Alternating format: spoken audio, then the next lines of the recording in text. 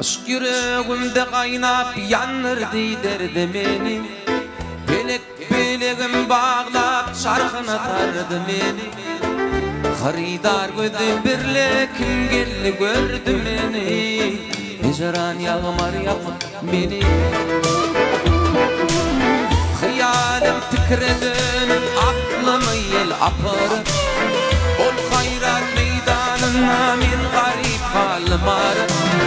Aşık pancarın çekip hicran yüreğim yarım. Elime defan edip beni. Nece bedi çile canar bir kuvvetinde. Min perekeşlerim hayran adım bende. Nece bedi çile canar bir kuvvetinde.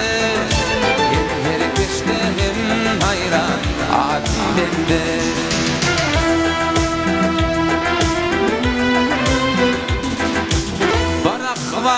Duş bollum gam hücum etti öldürdü.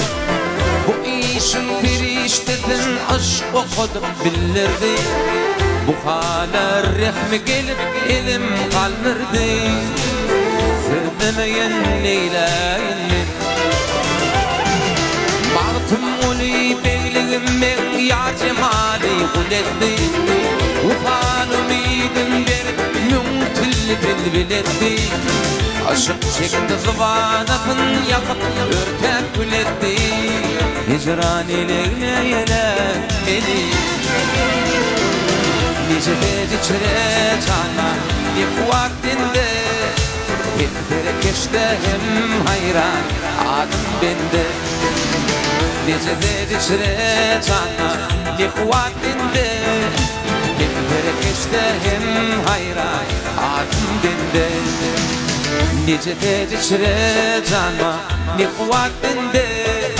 Hem ferekeşle hem hayran adım bende. Nice bedi çire canma ne kuvvetinde. Hem ferekeşle hem hayran adım bende.